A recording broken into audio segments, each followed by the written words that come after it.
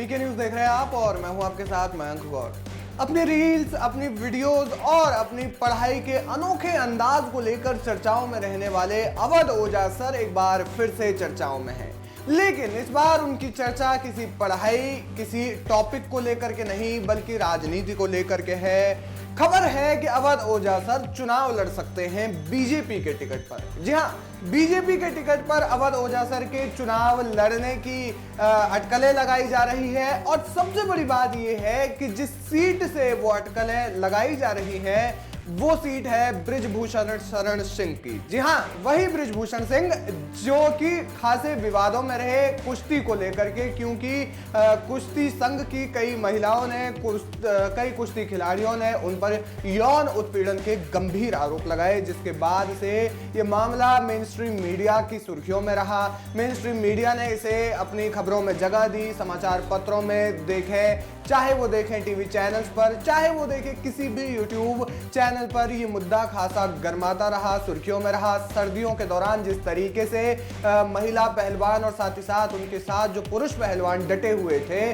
उनके कई videos viral होते रहे, उनकी प्रेस कॉन्फ्रेंस वायरल होती रही, जिसके चलते बृजभूषण शरण सिंह पर खासे गंभीर आरोप लगे और इन गंभीर आरोपों ने खूब तूल भी पकड़ा। लेकिन अब बताया जा रहा है कि बीजेपी बृजभूषण का टिकट काट सकती है। क्यों काट सकती है, उसके कई आधार हैं और अवध ओझा सर को इसलिए लड़ा सकती है क्योंकि अवध ओझा सर राजनीति में आने की अपनी दिलचस्पी को बयां कर चुके हैं। हालांकि उन्होंने ये नहीं बताया कि वो किस पार्टी से चुनाव लड़ने के इच्छुक है, लेकिन बताया जा रहा है कि बीजेपी उन्हें कैसरगंज सीट, वही कैसरगंज सीट जो कि बृजभूषण शरण सिंह की है, और उस सीट से उन्हें चुनाव लड़ाया जा सकता है। इसके अलावा प्रयागराज सीट से भी उनके चुनाव लड़ने की अटकलें हैं, यानी कि इन दो सीटों में से किसी एक सीट पर बीजेपी उन्हें टिकट दे सकती है, ऐसी खबरें हैं।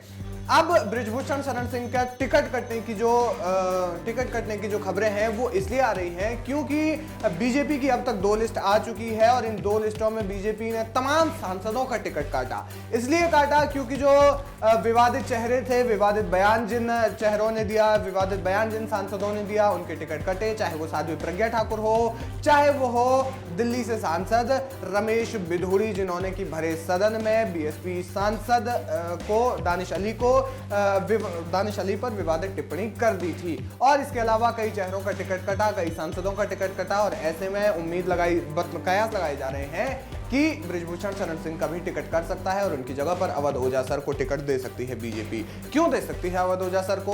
वो इसलिए क्योंकि अवध ओझा सर खासे लोकप्रिय शिक्षक हैं, उनकी कई वीडियोस वायरल होती रहती हैं, राजनीति को लेकर वो समय समय पर अपनी बात रखते रहते हैं और उनका वो जो टिपिकल उत्तर प्रदेश का जो अंदाज है, जो उनके चाल ढाल में दिखता है, जो उनके रंग रूप में दिखता है, जो उनकी वाणी में भी दिखता है, तो वो भी बताया जा रहा है कि उससे भी जनता खासी प्रभावित हो सकती है। इसके अलावा उनकी लोकप्रियता कम नहीं है, इसको लेकर के भी वो जो है उनको टिकट देकर के चुनाव लड़ाया जा सकता है।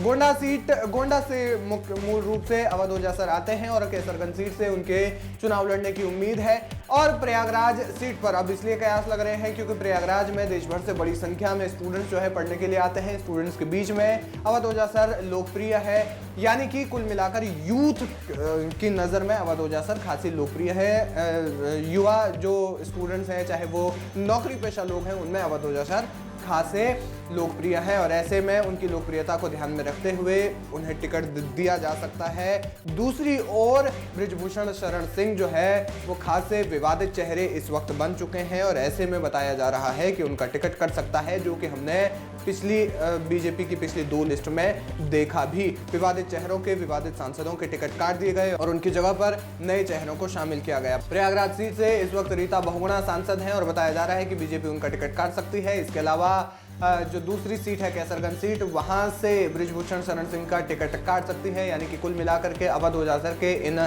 2 सीटों में से किसी भी एक सीट पर चुनाव लड़ने की संभावना प्रबल जताई जा रही है।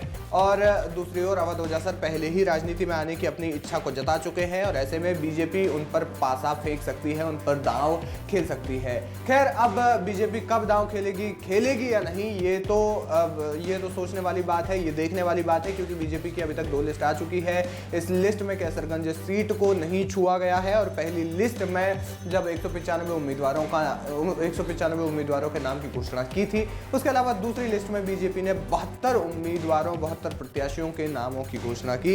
ऐसे में कयास लगाए जा रहे हैं कि तीसरी जो लिस्ट आएगी उसमें संभवतः कैसरगंज सीट या फिर प्रयागराज सीट से अवध ओझा सर को उतारा जा सकता है। खैर ये तो समय ही बताएगा, लेकिन आपको क्या लगता है कि अगर अवध ओझा सर को टिकट देती है बीजेपी, सवाल तो पहले ये है कि क्या अवध ओझा सर को टिकट देगी या नहीं? क्या कहना है आपका, हमें कमेंट करके जरूर बताएं।